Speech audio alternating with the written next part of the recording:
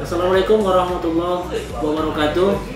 Selamat malam dan salam sejahtera bagi kita semua. Selamat bergabung, sahabat di Institut dimanapun Anda berada. Malam hari ini ketemu lagi dengan saya, Deddy Iskandar Batubara, di acara kita. Diskusi kita malam hari ini seputar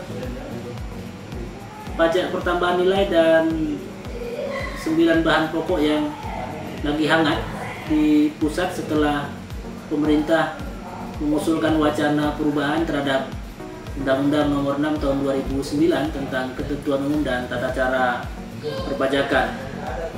Malam hari ini saya ditemani oleh Bang Rio, Direktur DIP Institut, dan Bang Hamka, salah seorang pengamat pendidikan. Di ujung sana saya ingin menyapa mereka berdua malam hari ini. Selamat malam Bang Rio dan selamat malam Bang Hamka.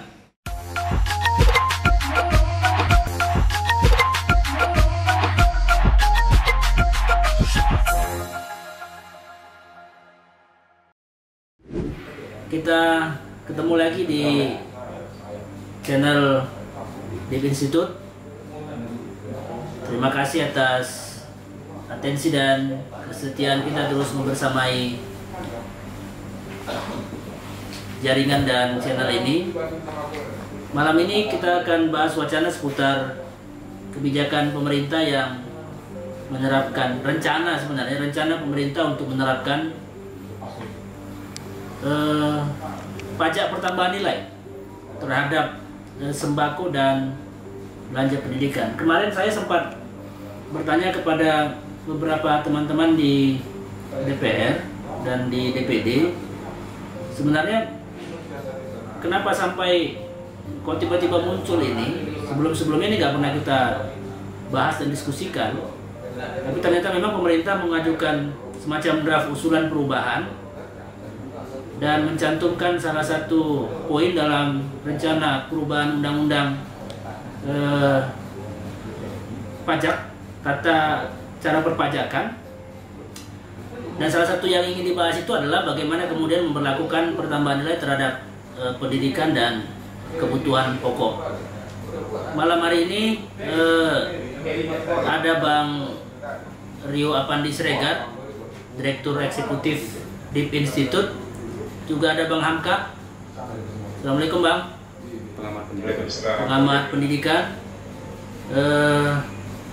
Saya kira malam hari ini kita akan diskusikan seputar tema tadi yang saya sampaikan di pembukaan. Saya kira ini masih belum usang isunya karena memang masih dalam pembahasan yang hangat. DPR hari ini saya kira sudah menerima draft usulan pemerintah itu, dan untuk selanjutnya memang di pekan ini Bang Hamka, Bang Rio, ini DPR dan DPD sama-sama sedang lockdown karena kemarin hampir 40 orang staf, pegawai, dan beberapa pimpinan di dua lembaga ini terkonfirmasi positif, sehingga kemudian kerja-kerja keparlemenan kita untuk sementara kita lakukan dari tempat kediaman masing-masing atau istilahnya work from home. Termasuk juga kita sekarang di DPD juga memperlakukan hal yang sama. Sampai dengan di akhir pekan ini nanti kemudian kita lihat lagi seperti apa.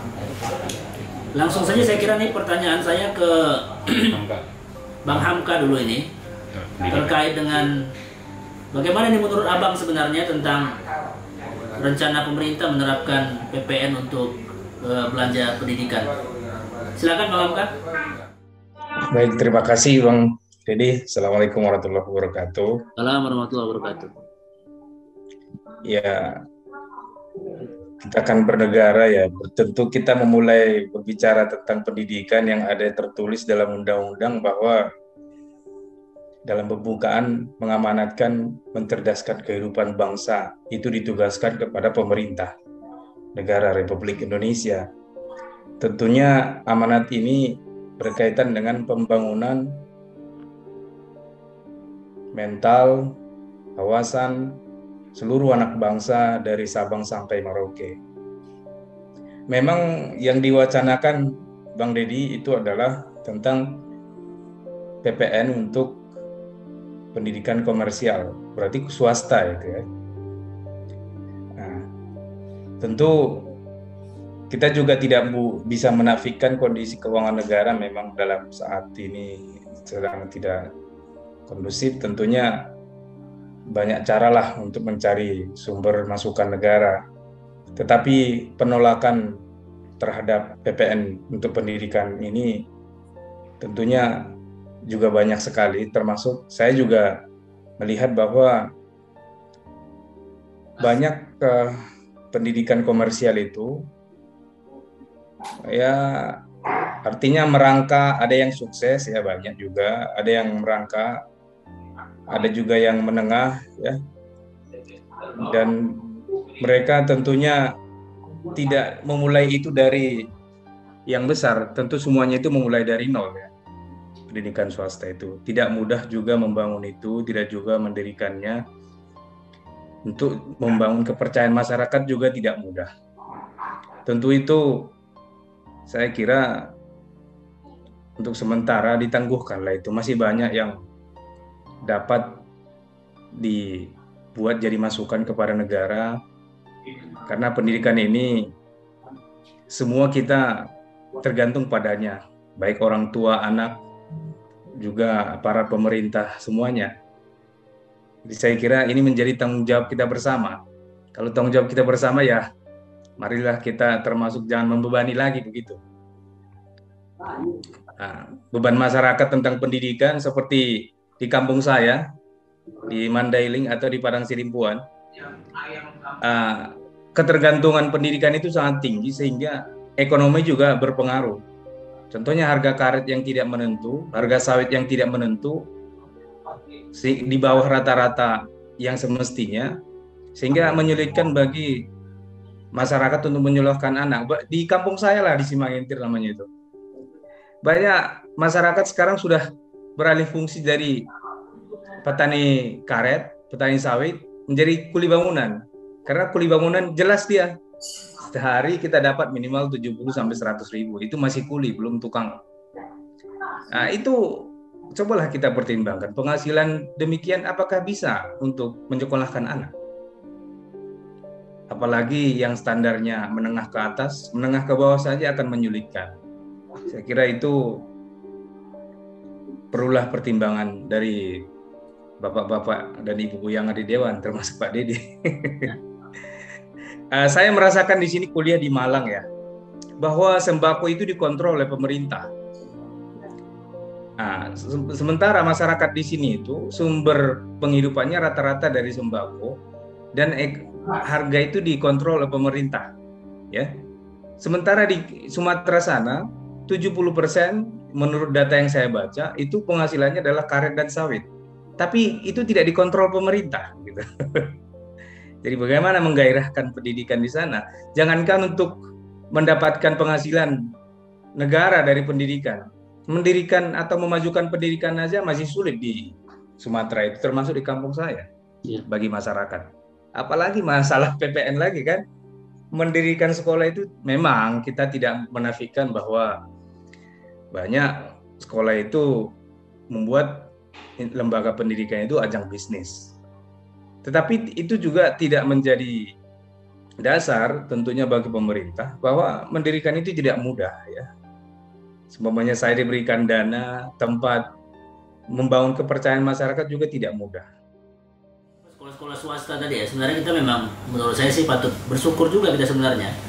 Ada masyarakat yang masih mendharma baktikan dirinya untuk ikut mengambil peran-peran negara untuk mencerdaskan kehidupan bangsa, karena tugas mencerdaskan kehidupan bangsa sesungguhnya adalah tugas negara, tugas pemerintah gitu, dan masyarakat mengambilnya. Dan tapi barangkali kayak nggak ikhlas juga negara ini, sekolah-sekolah mahal muncul dan kemudian tumbuh seperti bisnis pendidikan yang luar biasa gitu kan, sehingga kemudian mau dipajakin gitu kan. Saya melihatnya memang ya mungkin pemerintah ingin kalau draft yang disampaikan ya supaya ada keadilan, katanya kira-kira begitu. Jadi yang besar dipajakin, kemudian nanti ini akan disubsidi silang kepada lembaga-lembaga pendidikan yang yang lemah. Cuma narasi yang dibangun menurut saya itu kan seolah-olah bahwa undang-undang yang baru ini kemudian mengambil pajak dari semua institusi pendidikan, bahkan sampai ke tingkat bimbingan belajar. Nah, jadi udah menyeramkan duluan dia gitu. Jadi wajar kalau kemudian masyarakat protes semua kan, ini kok tiba-tiba kita mau kena pajak gitu, negara aja nggak ikut membantu kita gitu, kok tiba-tiba ini malah kita mau dipajakin gitu. Ya sebelum ke Bang Hamka nih barangkali ada Bang Rio, saya minta pandangan Bang Rio juga dulu. Silakan Bang Rio. Ya, terima kasih Bang Didi. Jadi memang yang membuat heboh ini sebenarnya saat Menteri Keuangan itu kan ada rapat dengan Komisi 11 ya. Nah, ternyata ada data bocor tuh. Jadi Menteri Sri Mulyani kan heboh tuh. Nah, tapi akhirnya diklarifikasi nih ramai-ramai dari Dirjen Pajak, ada staf ahli dan sebagainya. Bahkan sudah beberapa kali talkshow di beberapa televisi. Nah, yang saya lihat kan hampir sama sih, pendidikan juga premium, katanya sembako juga premium. Jadi ada beberapa yang daging dari luar negeri itu yang mahal. Tapi sebenarnya dengan nanti harga tinggi, nanti pembelinya juga kan turun. Sementara itu kan dari luar negeri itu kan juga sebenarnya kan bagian dari investasi ya. Nah, agak tidak bersejalan ya dengan pandangan Pak Presiden Jokowi yang lagi menggiatkan investasi. Sementara nanti sembako premium itu bisa dipajaki. Itu yang pertama. Kedua, ini bisa berpotensi menurut saya bertentangan dengan Pancasila. Salah satunya itu sila kelima, yaitu keadilan sosial bagi seluruh Indonesia. Kenapa saya bilang begitu? Karena memang pertama tugas negara itu kan ada dua. Pertama, mensejahterakan kehidupan rakyatnya dengan menjaga ketahanan pangan ya, salah satunya, dan kesejahteraan. Kedua, mencerdaskan kehidupan bangsa. Jadi sembako pendidikan ini menyangkut hidup orang banyak, mestinya lebih hati-hati. Karena begini, pendidikan premium contohnya, katanya kan nanti yang sekolah-sekolah mahal ya. Saya melihatnya begini, banyak hari ini orang tua itu, kita ini orang tua berpikir kalau sekolah itu yang mahal pasti bermutu, itu masih mindsetnya kan begitu. Karena memang mungkin dilihat masyarakat sekolah yang murah itu belum tentu mutunya masih diragukan, karena memang fasilitas dan sebagainya ya, guru-gurunya juga mungkin lebih baik, kesejahteraan dan sebagainya. Nah, akhirnya banyak juga yang ASN yang mungkin ya pangkatnya belum tinggi juga memaksakan. Kan ada juga tuh, bukan hanya di sekolah umum, pesantren. Contohnya di Medan kan ada salah satu pesantren yang bagus, itu saya dapat informasi harga masuknya 25 juta atau 26 juta kan gitu. Itu kelas premium. Ada juga yang memaksakan masuk di situ. Nah, nanti kalau ada PPN ini naik kan bisa berdampak pastinya. Bisa-bisa nanti ke depan anaknya jadi berhenti padahal ibunya pengen mutu. Sementara negara nggak menyiapkan sekolah-sekolah negeri yang mutunya bagus. Contoh, hari ini di Medan SMA Negeri 1 kan baru penerimaan itu kan, itu berebut semua. Apalagi kemarin online-nya bermasalah, ribut tuh semua kan, karena mereka pikir ini di SMA Negeri 1 uang sekolahnya murah tapi mutunya bagus. Dan cuman itu aja mungkin tak ada SMA 2 atau SMA 3. Selainnya sekolah swasta yang mahal-mahal. Nah, bagaimana nih masyarakat mau punya pilihan kan, apalagi di masa pandemi ini. Kemudian beberapa catatan yang lain, ini masalah kepercayaan kepada pemimpin atau penguasa ya, saya lihat. Kenapa ini bocor? Karena memang hari ini koalisi itu terlalu besar. Kalau mau barbar aja ya istilahnya barbar, pemerintah itu mau dipaksakan sama oposisinya, udah kita voting aja, kalah itu oposisi kan, tinggal Demokrat sama PKS doang. Gerindra udah jadi anak emas sekarang kan. Jadi kalau mau barbar aja, ini bisa udah ketok palu tanpa mendengarkan masukan-masukan masyarakat, ini jadi nih. Ini masuk tuh barang tuh, istilahnya begitu. Nah, ini akhirnya karena begini, bagaimana dulu waktu demo besar-besaran penolakan RUU KPK, kemudian Omnibus Law ya kan, undang-undang hak cipta. Buktinya yang ditakutkan outsourcing itu lebih dari 3 tahun udah terbukti kok. Di PP-nya itu akhirnya jadi diterjemahkan jadi 5 tahun kan. Kan itu kan juga akhirnya memang itu menimbulkan ketidakpercayaan masyarakat. Hari ini disajikan lagi, makanya masyarakat memang harus peran serta ya, karena memang nanti di undang-undang itu kan ada salah satu pasal itu selalu di undang-undang sekarang ada peran serta. Makanya saya heran bagaimana itu naskah akademik RUU KUP ini disajikan, itu yang buat naskah siapa gitu? Apakah orang-orang kantor pajak? Orang kantor pajak iya, gajinya besar kantor pajak. Jadi kalau di premium mungkin mereka sanggup gitu loh. Nah tapi kalau di tempat lain, apalagi pandemi gitu kan. Jadi saya rasa ini masalah kepercayaan masyarakat kepada pemimpinnya ini sekarang lagi apa ya, selain ada politik identitas ya, buzzer, kadrun lah bahasanya lagi sekarang. Jadi ini harus terjaga. Kemudian catatan berikutnya adalah agak yang berbanding terbalik ya. Pemerintah mengeluarkan PPNBM, itu beli mobil digratiskan ya kalau tidak salah, bisa dikoreksi. Nah itu kan. Tapi salah satu di lain pihak sembako PPN mau dikenakan, kan aneh nih gitu ya, anehnya begitu. Terus apa namanya, hati-hati terhadap pajak ini sebenarnya. Kalau saya pernah melihat salah satu itu di Inggris, salah satu Inggris itu kan termasuk pajaknya yang cukup besar. Jadi artis-artis Inggris itu banyak yang lari ke Amerika. Rod Stewart banyak itu, gara-gara mereka nggak sanggup. Dan Ronaldo juga ini isu Euro ya. Dia kenapa pergi dari Spanyol gara-gara pajaknya habis dihajar terus gitu loh. Nah itu orang kaya gampang Bang Deddy ya pindah. Kalau kita yang orang yang menengah ke bawah kan nggak bisa pindah Bang, gitu loh. Kan nggak bisa pindah gitu. Jadi saran saya ini ya ini sudah masuk ya RU-nya. Jadi kita nih melalui tayangan berita, channel YouTube ini kita ikut mengawal lah, agar tidak kecolongan gitu. Ayo bagaimana nih, kok kenapa mereka anehnya kok ini udah bocor nih begini-gini loh. Emang ada yang mau disembunyikan kan gitu ya. Nah, ini kan perlu transparansi dan bagaimana sebenarnya pemerintah untuk meningkatkan kepercayaan masyarakat terhadap rancangan undang-undang ini. Karena hari ini pandemi gitu ya. Pandemi apalagi COVID lagi naik. Terus disajikan begini-begini. Ini kayak belum tepat lah sepertinya begitu. Itu dari saya dulu Bang Deddy. Ya. Menarik ini memang Bang Rio, isu bocor dan nggak bocor ini. Memang saya pun ketika disampaikan bahwa ini bocor, saya agak aneh juga. Sebenarnya nggak ada yang perlu ditutupi karena pembahasan tripartit DPR, pemerintah, DPD ini sesuatu yang harus dibuka. Bukankah kemudian program legislasi nasional termasuk rencana perubahan Undang-Undang 6/2009 tentang ketentuan dan tata cara perpajakan ini juga menjadi bagian dari sesuatu yang harus diketahui publik kan sebetulnya. Sehingga tidak perlu ada yang dirahasiakan, apalagi ditutup-tutupi baik oleh pemerintah selaku tim yang mengusulkan, pihak yang mengusulkan maupun DPR di Komisi 11 dulu awalnya, nanti sebelum mungkin pembahasannya lebih lanjut lagi diperluas dengan komisi dan akhirnya dibawa ke dalam paripurna.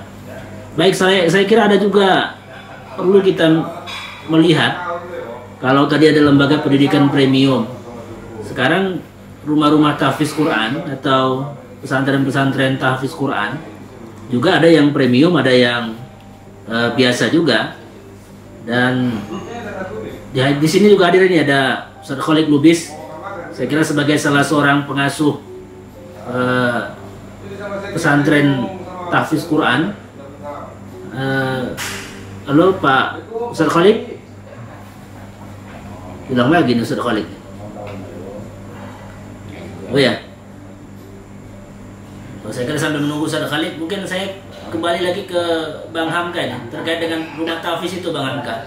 Kalau yang premium sih oke lah ya, mungkin mereka punya uang, walaupun menurut saya tidak pas juga. Lembaga pendidikan ini mesti dibayar lah. APBN 20% sudah dibebankan untuk menanggung seluruh pengelolaan pendidikan kita. Gimana nih Bang Hamka? Ya, apapun ceritanya tidak bisa kita klaster-klasterkan pendidikan itu, termasuk dia di sekolah-sekolah umum kan. Ada namanya kelas intensif, ada kelas unggulan begitu. Itu kan sudah diprotes dan sekarang sudah hampir ada memang yang mempertahankan, ada yang tidak. Artinya itu kan klaster baru. Cobalah kita saja, contohnya kita punya anak, ya. Kemudian anak kita diletakkan karena pengetahuannya kurang, dibuatlah di kelas yang tidak unggulan. Tapi karena ada kita dikategorikan mampu secara ekonomi, Kemudian mereka membuat kebijakan, secara ekonomi mampu, maka diletakkan anak kita di kelas unggulan. Itu kan penyiksaan juga bagi mereka-mereka yang melihat itu. Itu perasaan masyarakat kan akan memang tidak bisa dibuktikan, tapi rasanya itu ada buktinya dan itu nyata. Ketimpangan, kemudian klaster-klaster masyarakat secara pendidikan itu tidak boleh. Saya kira tidak boleh kita mengklasterkan masyarakat itu pendidikannya ini maka sekolahnya di sini, ekonominya di sini maka sekolahnya di sini. Padahal itu adalah tanggung jawab negara. Kan tidak etis kalau kita mengklasterkan ada pendidikan premium. Kan tidak etis. Mendengarnya saja kita tidak enak. Bagaimana dengan sekolah yang di kampung sana? Mereka tak mampu. Kapan mereka akan mendapatkan pendidikan yang sama dengan yang di kota? Apakah ada alasan pemerintah untuk itu? Tidak ada, saya kira. Sedangkan amanatnya adalah pemerataan pendidikan. Bagaimana mereka yang di kampung sana, di Papua sana dengan di kota di Jawa? Jauh berbeda sekali. Meskipun itu artinya tidak dalam ucapan, tidak dalam sebuah teks, ada klaster-klaster pendidikan. Tapi masyarakat merasakan itu, padahal amanat tidak boleh ada klaster seperti itu. Jadi saya kira, jangankan untuk PPN, untuk klaster pendidikan saja saya kira itu sangat miris. Perlu artinya pemahaman bersama bahwa pendidikan itu harus merata. Alasan itulah saya kira tidak ada klaster pendidikan, apalagi namanya PPN. Ya katakanlah sebuah sekolah menjadi favorit yang disampaikan Bang Rio tadi, SPB-nya sekian. Saya kira masyarakat bawah tahu itu kenapa itu mahal, ya kan? Masyarakat bawah bukan karena mutunya atau dan segala macamnya, mungkin fasilitasnya bagus. Maka letak tugas pemerintah mestinya pemerataan fasilitas. Kan di sana.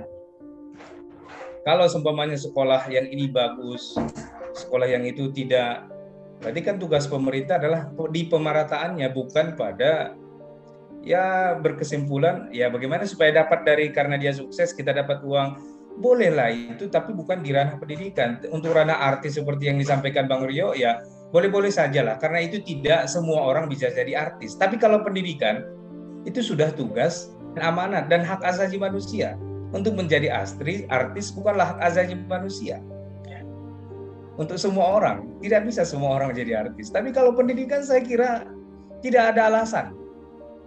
Dan itu harus merata, saya kira itu. Termasuk dia untuk tahfiz, untuk umat Islam, dan juga agama lain kan ada bebas.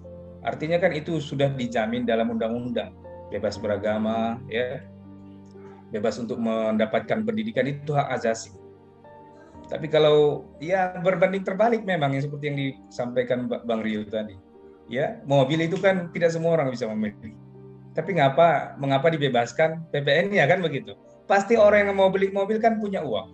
Ya wajarlah, mengapa pula dibebaskan? Kok pendidikan yang menjadi hak dan tanggung jawab kita bersama dikasih PPN kan? Artinya rasional akal sehat saja membandingkan kedua hal itu. Wah, betapa sulitnya berpikir rasional dan berpikir sehat saat ini. Begitulah masyarakat menilainya seperti itu. Saya juga merasakan itu. Iya, itu Bang. Ya, kita yang sedang anak-anak kita sekolah ini pasti terasa kalau besok tiba-tiba ada kebijakan-kebijakan yang terasa ikut memberatkan ya. Kata Muhammad Hatta dalam sebuah quote-nya, dia bilang begini, agar perut rakyat terisi, kedaulatan rakyat perlu ditegakkan. Rakyat hampir selalu lapar bukan karena panen buruk atau miskin, tapi karena rakyat tidak berdaya. Jadi memang negara menyiapkan regulasi dan masyarakat ini kan sebagai user ini, sebagai pengguna dan sekaligus objek dari semua regulasi yang disiapkan. Seyogianya regulasi itu membawa dia kepada kesejahteraan, bukan malah kepada kelaparan dan kemiskinan berikutnya. Begitu ya Bang Rio ya? Ya, jadi memang kembali lagi kalau saya melihatnya ini berarti sebenarnya menunjukkan hari ini Menteri Sri Mulyani ini mengurusi uang, dia sebagai kasir dan pencari uang gitu. Makanya memang nggak bisa di sebuah rumah makan aja kasir itu jangan diganggu lagi nyari duit gitu kan. Ini Bu Menteri ini dia kasir, juru bayarnya presiden. Kemudian dia juga sibuk mencari uang. Memang agak unik ini Menteri Keuangan ini. Jadi dulu waktu zaman Pak SBY juga peraturan pajak itu cepat sekali bergantinya gitu. Memang dia sebenarnya jago. Cuman sayangnya kepekaan sosialnya agak ini ya, agak sedikit berkurang gitu. Sulitnya begitu, makanya nggak bisa. Ini kan mengurus negara ini bukan mengurus perusahaan. Kalau perusahaan itu jelas kita harus mencari keuntungan yang sebanyak-banyaknya kan gitu, mengurangi pengeluaran, efisiensi. Tapi kalau negara nggak begitu, karena ada tanggung jawab sosial, negara ini sosial. Gitu. Jadi nggak bisa harusnya disamakan. Ini sebagai kasir dan mencari uang.